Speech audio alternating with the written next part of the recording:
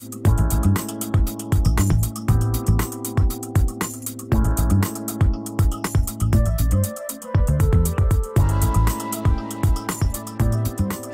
and a very warm welcome to Mac Junction. In this edition, what I'm going to do is I'm going to show you a piece of software called TubeTV. Now, with this piece of software, what you can do essentially is to download videos from YouTube or other such places that use Flash video. Now, usually Flash video can be quite difficult to play anywhere else. Say like an iPod, you couldn't just download it and stick on your iPod right away. But with this, what you can do is download it into iTunes and convert it so it will play both in your iTunes and also on your iPod. I'm going to demonstrate how this works to you. Before I do that, what I'm going to do is show you how you get things on the go and how you find this video. Now, if I go down to my browser, and in Firefox I've found this particular video here. It's actually something I was doing for another project. It's a demonstration of an old synthesizer. Okay. Now all I do is open up my TubeTV software, and as you'll see, it's suspiciously very similar. The difference being in this browser is that you've just got the URL of where it is actually located, the video that is, and you've got a grab symbol. I've already hit the grab signal to grab that URL. Now I want to just basically download this, so what I'm going to do is hit this little download button here, and what it will then do is start to download that file. Finished downloading. Okay, then once it's done that, as you can see here, it's now starting the process of converting, quite simply. So it's going away quite nicely. Finished converting. There you are now. As you can see, it's now just converted that for iPod. And what it's doing is actually putting that into iTunes itself. So let's just take a look and see what that features. It's still working away at that before the check mark. You can see we got the beach ball going, so that must mean that it's doing some process and doing some thinking. So let's just let that work away at it quite nicely. As you can see, it already opened that instance of iTunes itself. It's actually now putting it onto the iPod as well, which I've got plugged in, so it's all working out quite nicely. Now where we should find it somewhere in movies. So let's just have a look for it there. Okay, ignore that. That is for another instance of Mac Junction to explain what happened there. There you are. There we have the movie here, and it's giving me the option to play the movie, which I can play if I want to, but we'll not spoil it because we're going to feature this later. Okay, what I'm doing now is I'm actually putting the source file that I used originally, the MP4 file for that synthesizer demonstration that we've just been looking at, and that's now importing into iMovie. So what you'll see very shortly is the result of that. I hope you enjoy it. Hello, this is a demo for the realistic Concert Mate NG1 as manufactured originally by Moog Music. This would have been manufactured, I would have said, around about 1982-83 possibly. I purchased it in 1984 from a Tandy store for about £400, I think, if I remember rightly. It was a long time ago, better part of 25 years ago, that's for sure. All I'm going to do here is simply just demonstrate how this all works, and you'll see here, I've already got switched on here, you can see the light flashing. It's all switched on, ready to go, and all I'm going to do is I'm literally going to demonstrate that this actually works and the actual condition of the unit as we go. So we're working from left to right.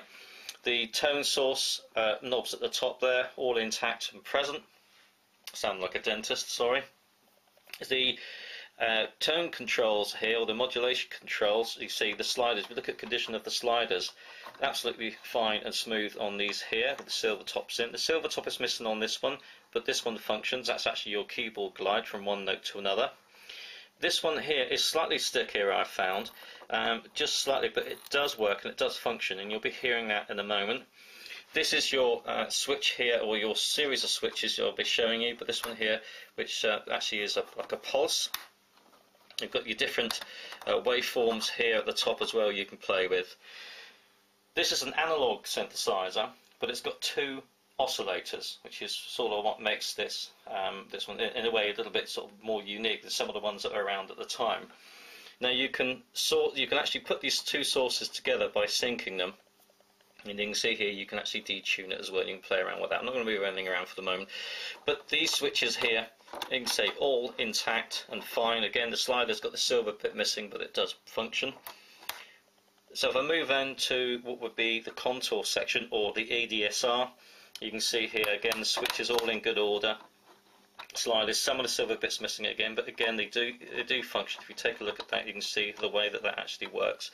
Everything here is as I want you to show you exactly how it's all working and functioning here. The switches, these switches are very hardy. Again, you can see that all moves very, very easily. So I move across here then to the mixer. This is where your tone sources live. So first of all, there's the two oscillating ones. You can see on this one I've had to put a bit of blue tack on there, but then this is again only because of wear and tear, so I think I've just pointed that out earlier on. That's your noise, which is white noise. You've got a bell tone, which is a kind of an additional oscillating sound, which you can have some use for. It can sort of create some additional sound. And your polyphony, which I pronounced right at that time, which is your chord overlay. Let's actually just demonstrate this just a little bit, just to see, so you can see how it's all working.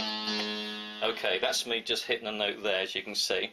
So now if I put this trigger on here, you can see here that it pulses here.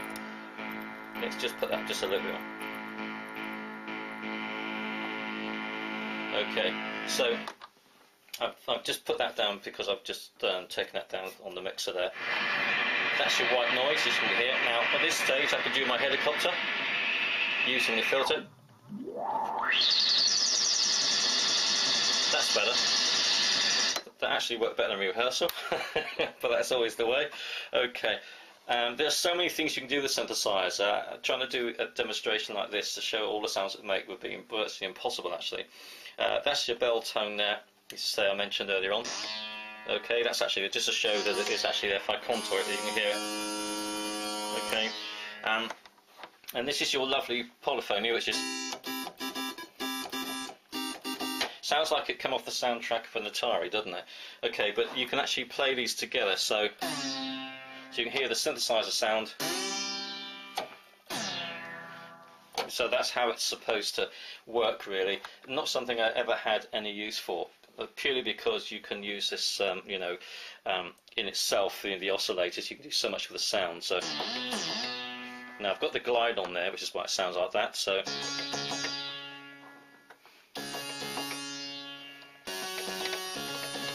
okay, now that's just so you can hear it all sounding away there and working away.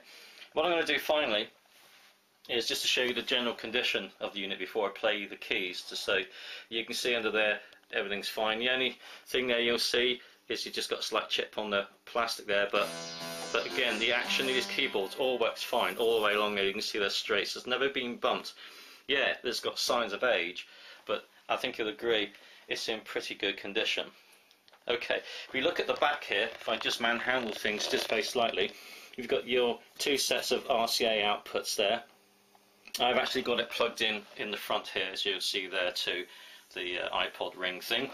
Okay, so at the back as well, you'll see the rather antique now, but it does have the controls for a synthesizer or sequencer. It's pitch and trigger, as you can see there. You'll also see the serial number written on the back there, and the fact that it sort of states again that it's made by Moog Music. Okay, I'm going to make a bit of a din now and wake up the neighbours, but just actually play the keys here.